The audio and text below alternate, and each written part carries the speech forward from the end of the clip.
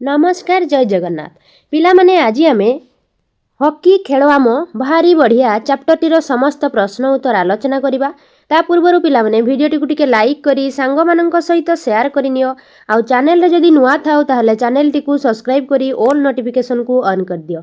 तो चलो पिला माने आम आरंभ करवा।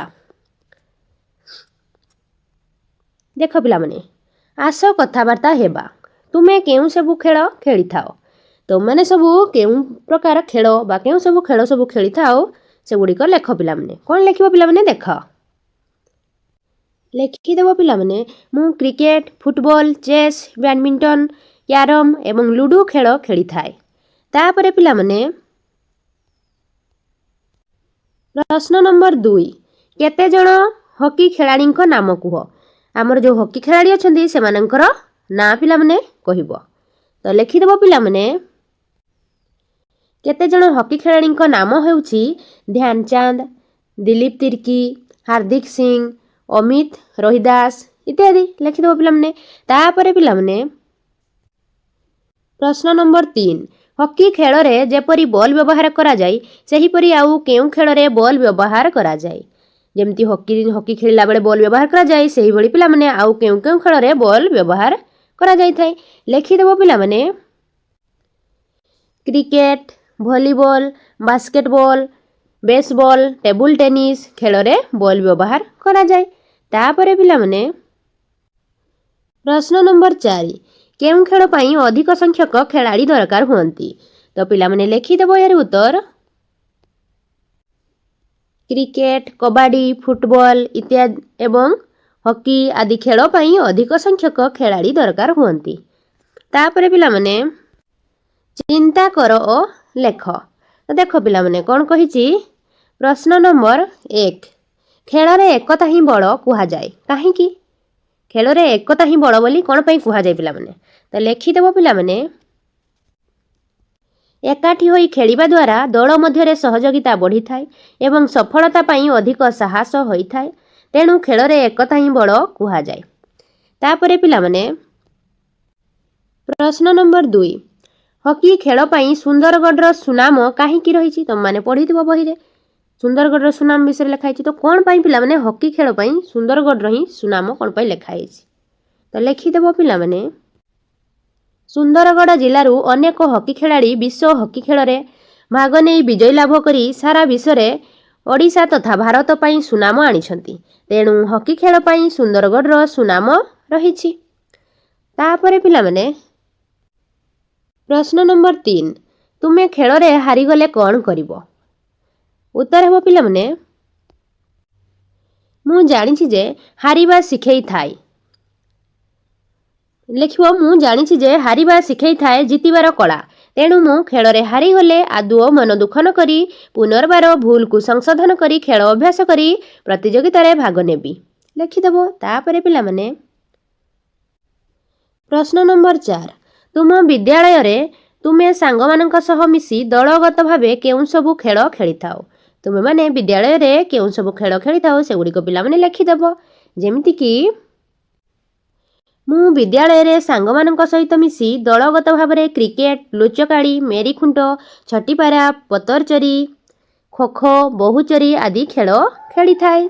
तापरे पिला माने तापरे देख पिला माने चित्र को देखी खेलर नाम लेख देखिबा पिला माने चित्र रे कोन देइछि देखुछ पिला माने विभिन्न खेलर नाम देइछि सेथरे तुमे खेल विभिन्न खेलर चित्र देइछि तुम माने सेठी कोन करिवो ना पिला माने एठी खेलर नाम लेखिबो।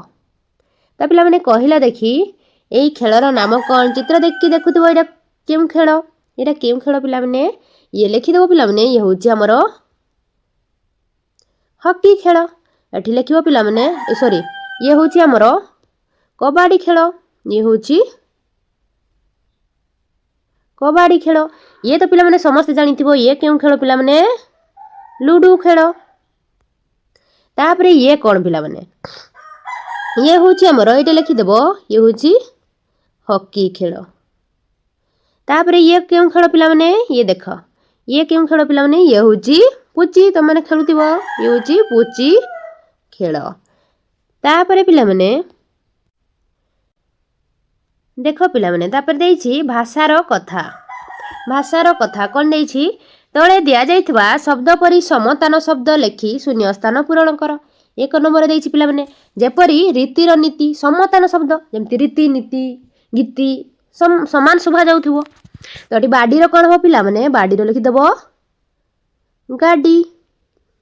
ତାପରେ ପିଲାମାନେ ପଡ଼ି, ପଡ଼ିର କ'ଣ ହେବ ପିଲାମାନେ? ପଡ଼ିର ଲେଖିଦେବ ରଡ଼ି। ତାପରେ ଲେଖା ହେଇଛି ପିଲାମାନେ ଆମର କ'ଣ ନା ପଟ, ପଟର କ'ଣ ହେବ ପିଲାମାନେ? ପଟର ଲେଖିଦେବ ଚଟ। ତାପରେ ପାହାରେ, ପାହାରରେ କ'ଣ ହେବ ପିଲାମାନେ? ବାହାରେ, ପାହାରେ ଲେଖିଦେବ ବାହାରେ ହେଲା ପିଲାମାନେ। ତାପରେ ଦେଖିବା ଆମେ ପ୍ରଶ୍ନ ନମ୍ବର 2, ଶବ୍ଦରୁ ମାତ୍ରାକୁ କାଟି ନୂଆ ଶବ୍ଦ ଗଢ଼। ଏଠି ଦେଖ ପିଲାମାନେ ଯେପରି ଦେଇଛି ଖିଲ, ଖିଲରୁ ଆମର ହସିକାରେ କାଟି ଦେଇ କ'ଣ ଲେଖିଛି? ଖଲ। ସେଇଭଳି ଆମର ବେଗ ଦେଇଛି, ବେଗରୁ ଯଦି ଏକାର କାଟିଦେବା ତାହେଲେ କ'ଣ ହେବ ପିଲାମାନେ? ବଗ। ତାପରେ ମାନରୁ ଆକାର କାଟିଦେଲେ କ'ଣ ହେବ? ମନ। ତାପରେ ବେଳରୁ ଏକାର କାଟିଦେଲେ ବଳ। এইଭଳି ପିଲାମାନେ ଲେଖିଦେବ। ତାପରେ ଦେଇଛି ଦେଖ, ତାପରେ ଦେଇଛି ପିଲାମାନେ ତଳେ ଅତିରିକ୍ତ କାମ କ'ଣ ଦେଇଛି? ପ୍ରଶ୍ନ ନମ୍ବର 1, ତଳେ ଦିଆଯାଇଥିବା ଖେଳ ମଧ୍ୟରୁ ଘରେ ଓ ବାହାରେ ଖେଳାଯାଉଥିବା ଖେଳକୁ ତଳ ସାରଣୀ ଅନୁଯାୟୀ ଲେଖ। ଖେଳ ଦେଇଛି ଦେଖ ପିଲାମାନେ ଫୁଟବଲ, ଟେନିସ୍ ଏସବୁ ଖେଳ ଦେଇଛି। ତୁମମାନେ ଏଠି ଲେଖିବ, ଏଇ କଠରେ ଲେଖିବ। ଏଠି ଯେଉଁଗୁଡ଼ିକ ଘର ଭିତରେ ଖେଳାଯାଏ ଏଠି ଲେଖିବ, ଯେଉଁଗୁଡ଼ିକୁ ଘର ବାହାରେ ଖେଳାଯାଏ ଏଠି ଲେଖିଦେବ।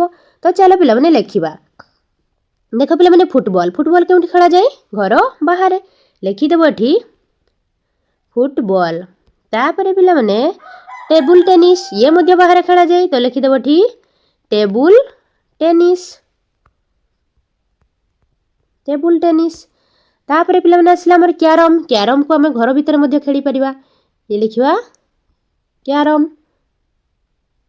ତାପରେ ପିଲାମାନେ ଲୁଡୁ, ଲୁଡୁଟା କେଉଁଠି ଖେଳିପାରିବା? ଘର ଭିତରେ, ହେଉଛୁ ଲୁଡୁ। ତାପରେ ଆସିଲା କ୍ରିକେଟ, କ୍ରିକେଟଟା ଆମେ କେଉଁଠି ଖେଳିବା? ଘର ଭିତରେ ଖେଳିପାରିବା କି? ନାଇଁ, ଇଏ ହେଉଛି ବାହାରେ ଖେଳିବା କ୍ରିକେଟ। ତାପରେ ଆସିଲା ଆମର ହକି, ହକିଟା ମଧ୍ୟ ବାହାରେ, ଏଠି ଲେଖିଦେବ ପିଲାମାନେ ବାହାରେ, ଆଉ ଲେଖିବ ହକି। ତାପରେ ଆସିଲା ଆମର ଖୋଖୋ, ଇଏ ବି କେଉଁଠି? ବାହାରେ ଖେଳାଯାଏ। ତାପରେ ପିଲାମାନେ ଦେଖ 2 ନମ୍ବର, 2 ନମ୍ବର କ'ଣ ଦେଲା? ତୁମର ପ୍ରିୟ ଖେଳ କ'ଣ ଲେଖ। ଏହି ଖେଳ ବିଷୟରେ 4ଟି ଧାଡ଼ି ଲେଖ। 4 ଧାଡ଼ିରେ ପିଲାମାନେ ତୁମେ ଲେଖିଦେବ। ଦେଖ ପିଲାମାନେ କ'ଣ ଲେଖିବ? ଯେମିତିକି ମୋର ପ୍ରିୟ ଖେଳ ହେଉଛି କ୍ରିକେଟ, ତ ତୁମମାନେ ତୁମର ପ୍ରିୟ ଖେଳ ବିଷୟରେ ଲେଖିପାରିବ। ନହେଲେ ଏଟାକୁ ମଧ୍ୟ ଲେଖିପାରିବ ଯାହାର ପ୍ରିୟ ଖେଳ କ୍ରିକେଟ ଥିବ। ତ ଦେଖ ପିଲାମାନେ ପ୍ରଥମେ ଲେଖିବ କ୍ରିକେଟ ଏକ ଲୋକପ୍ରିୟ ଖେଳ ଅଟେ। ଏହା ପ୍ରଥମେ ଇଂଲଣ୍ଡରେ ଆରମ୍ଭ ହୋଇଥିଲା। ବର୍ତ୍ତମାନ ଏହି ଖେଳ ବିଭିନ୍ନ ଦେଶରେ ଖେଳାଯାଉଛି। ଏହି ଖେଳ 2ଟି ଦଳ ମଧ୍ୟରେ ଖେଳାଯାଏ। ତାପରେ ପିଲାମାନେ ତାପରେ ଦେଖିବା ପ୍ରଶ୍ନ ନମ୍ବର 2। ପ୍ରଶ୍ନ ନମ୍ବର 2 କ'ଣ ଦେଇଛି ପିଲାମାନେ? ତଳେ ଦିଆଯାଇଥିବା ଚିତ୍ରଗୁଡ଼ିକୁ ତୁମ ପସନ୍ଦ ଅନୁସାରେ ରଙ୍ଗ ଦିଅ। ତୁମକୁ ଯେଉଁ ରଙ୍ଗ ପସନ୍ଦ ସେହି ରଙ୍ଗ ପିଲାମାନେ ଏହି ଚିତ୍ରରେ ଦେଇପାରିବ। ଇଏ ପ୍ରଥମ ଚିତ୍ରରେ କ'ଣ କରୁଛି? ହକି ଖେଳୁଛି। ଏଠି ପିଲାମାନେ ଲୁଡୁ ଖେଳୁଛନ୍ତି, ଏଠି ଦୌଡ଼ି ଡିଆଁ ଖେଳୁଛନ୍ତି। ତ ପିଲାମାନେ ଏଗୁଡ଼ିକରେ ତୁମେ ରଙ୍ଗ ଦେଇଦେବ। ତାପରେ ପିଲାମାନେ ଦେଖ ପ୍ରଶ୍ନ ନମ୍ବର 3 କ'ଣ କହୁଛି? ନିମ୍ନରେ କେତେକ ଖେଳାଳିଙ୍କର ଫଟୋଚିତ୍ର ଦିଆଯାଇଛି। ଖେଳାଳିଙ୍କୁ ଦେଖି ସେ ସମ୍ପୃକ୍ତ ଥିବା ଖେଳର ନାମ ଲେଖ। ଯେମିତିକି ଦେଇଛି ଦେଖ ଦେବାଶିଷ ମହାନ୍ତି, ଇଏ କେଉଁ ଖେଳ ସହ ସମ୍ପର୍କିତ? କ୍ରିକେଟ। ସେମିତି ଆମର ଆସିଲା ପଦ୍ମିନୀ ରାଉତ, ଇଏ କେଉଁ ଖେଳ ସହିତ ସମ୍ପର୍କିତ? ତୁମମାନେ ଲେଖିବ। ଯେମିତିକି ଆମର ପଦ୍ମିନୀ ରାଉତ କେଉଁ ଖେଳ ସହିତ ପିଲାମାନେ? ଇଏ ହେଉଛି ଆମର ଚେସ୍, ଲେଖିଦେବ ପିଲାମାନେ ଚେସ୍ ଖେଳ ସହିତ। ତାପରେ ଆସିଲା ଶ୍ରାବଣୀ ନନ୍ଦ, ଇଏ କେଉଁ ଖେଳ ସହିତ ପିଲାମାନେ? ଇଏ ଆସିଲା ଆମର ଦୌଡ଼, ଦୌଡ଼ ପ୍ରତିଯୋଗିତା ବା ଦୌଡ଼। ତାପରେ ପିଲାମାନେ ଦେଖ ତଳେ ଦେଇଛି ଆମର ପ୍ରମୋଦ ଭଗତ, ଇଏ କେଉଁ ଖେଳ ପାଇଁ ପିଲାମାନେ? ଇଏ ହେଉଛି ବ୍ୟାଡମିଣ୍ଟନ, ଲେଖିଦେବ ପିଲାମାନେ ବ୍ୟାଡମିଣ୍ଟନ। ତାପରେ ପିଲାମାନେ ଆସିଲା ପାୟଲ ନାଗ, ଇଏ କେଉଁ ଖେଳ ପାଇଁ ପିଲାମାନେ? ଇଏ ହେଉଛି ଆମର ଧନୁର୍ଧାରୀ, ତୀର, ଧନୁ ତୀର ଖେଳ, ଇଏ ହେଉଛି ଆମର ଧନୁର୍ଧାରୀ, ଧନୁର୍ଧାରୀ। ତାପରେ ପିଲାମାନେ ଦେଖିବା ଆସ କଥା ହେବା। ଦେଖ ପିଲାମାନେ ଆସ କଥା ହେବା। ମୋର ନାମ ମିତା, ତୁମର ନାମ କ'ଣ? ମିତା ପଚାରୁଛି ତୁମର ନାମ କ'ଣ? ତାହେଲେ ପିଲାମାନେ ତୁମେ ତୁମର ନାମ ଲେଖିଦେବ। ଯେମିତିକି ମୋ ନାଁ ଚଟିଆ, ସେମିତି ତୁମ ନାଁ କ'ଣ? ତୁମମାନେ ତୁମର ନାଁ ଲେଖିପାରିବ। ସସ୍ମିତା ଲେଖିପାର, କିଏ ଜଗା ଲେଖିପାର, ଲେଖିଦେବ ପିଲାମାନେ। ତାପରେ କହୁଛି ମୁଁ ପ୍ରତିଦିନ ସଞ୍ଜବେଳେ ମୋ ସାଙ୍ଗମାନଙ୍କ ସହ ଖେଳିଥାଏ। ସେ କହୁଛି ମୁଁ ପ୍ରତିଦିନ ସଞ୍ଜବେଳେ ମୋ ସାଙ୍ଗମାନଙ୍କ ସହ ଖେଳେ। ତୁମେ କେତେବେଳେ ଓ କାହା ସହିତ ଖେଳ ଲେଖ। ତମେ ଲେଖିଦେବ। ଇଏ ସଞ୍ଜବେଳେ କହିଛି, ତମେ ଲେଖିଦେବ ମୁଁ ସକାଳେ ଖେଳେ। ଆଉ କାହା ସହିତ ଖେଳେ ପିଲାମାନେ? ଲେଖିଦେବ ସାଙ୍ଗମାନଙ୍କ ସହିତ ଖେଳେ। ତମେ ବି ଲେଖିଦେବ ସାଙ୍ଗମାନଙ୍କ ସହିତ ଖେଳେ। ହେଲା ପିଲାମାନେ। ତାପରେ ପିଲାମାନେ କ'ଣ କହିଛି ଦେଖ, ମୋତେ ଲୁଚକାଳି ଖେଳ ଭାରି ଭଲ ଲାଗେ। ତୁମକୁ କେଉଁ ଖେଳ ଭଲ ଲାଗେ? ଏଠି ପଚାରିଛି, ତମେ ଲେଖିଦେବ ତୁମକୁ ଯେଉଁ ଖେଳ ଭଲ ଲାଗୁଥିବ। ଯେମିତିକି ମୋତେ ହକି ଖେଳ ଭଲ ଲାଗେ, ମୋତେ ହକି ଭଲ ଲାଗେ, ମୁଁ ହକି ଲେଖିବି। ତୁମମାନେ ସେମିତି ଯାହାକୁ କ୍ରିକେଟ୍ ଭଲ ଲାଗୁଥିବ କ୍ରିକେଟ୍ ଲେଖିଦେବ, ଯାହାକୁ ଟେନିସ୍ ଭଲ ଲାଗୁଥିବ ସେ ଟେନିସ୍ ଖେଳ ଲେଖିଦେବ। ହେଲା ପିଲାମାନେ। ତାପରେ ଦେଖ ପିଲାମାନେ କ'ଣ କହିଛି, ଖେଳିବା ଦ୍ୱାରା ମୋର ଶରୀର ଦୃଢ଼ ଓ ଫୁର୍ତ୍ତି ହୋଇଥିବା ମୁଁ ଅନୁଭବ କରିଥାଏ। ଇଏ କହୁଛି ତାହେଲେ ତୁମକୁ କିପରି ଲାଗେ? ପିଲାମାନେ ତୁମକୁ ଖେଳ ଖେଳିଲେ ତୁମକୁ କିପରି ଲାଗେ ଲେଖିଦେବ। ଯେମିତିକି ଲେଖିଦେବ ମୋତେ ମୋର ମନ ଓ ଦେହ ସୁସ୍ଥ ରୁହେ ଲେଖିଦେବ। ଖେଳ ଖେଳିଲେ ମୋର ମନ ଆଉ ଦେହ ସୁସ୍ଥ ରୁହେ। ତାପରେ ପିଲାମାନେ ଦେଖ କ'ଣ ଦେଇଛି, ଆସ ଲେଖିବା। ପ୍ରାଥମିକ ଚିକିତ୍ସା ବାକ୍ସରେ ଥିବା ଜିନିଷ ଗୁଡ଼ିକର ନାମ ତଳେ ଲେଖ। ଏଠି ଦେଖୁଛ ପିଲାମାନେ, ଇଏ ହେଉଛି ଆମର ପ୍ରାଥମିକ ଚିକିତ୍ସା ବାକ୍ସ, ଫାର୍ଷ୍ଟ ଏଡ୍ ବକ୍ସ। ତ ଏଠି ପିଲାମାନେ କ'ଣ କେଉଁ ସବୁ ଜିନିଷ ଦେଖୁଛ ଏଠି ପିଲାମାନେ ଲେଖିବ। ଯେମିତିକି ଲେଖିଦେଇଛି ତୁଳା, ସେଭଳି ଆଉ କେଉଁ ସବୁ ଜିନିଷ ଅଛି ଯେମିତି କଇଁଚି ଥିବ, ଏସବୁ ଲେଖିଦେବ ପିଲାମାନେ। ତ କ'ଣ ଲେଖିବ ଦେଖ, ଲେଖିବ ପିଲାମାନେ ପ୍ରାଥମିକ ଚିକିତ୍ସା ବାକ୍ସରେ ଥିବା ଜିନିଷ ଗୁଡ଼ିକ ହେଉଛି କଇଁଚି, ମଲମ, ବ୍ୟାଣ୍ଡେଜ୍, ଡ୍ରେସିଂ ପ୍ୟାଡ୍ ଏବଂ ଗ୍ଲୋଭ୍ସ ଆଦି ରହିଥାଏ। ତ ଲେଖିଦେବ ପିଲାମାନେ। ତାପରେ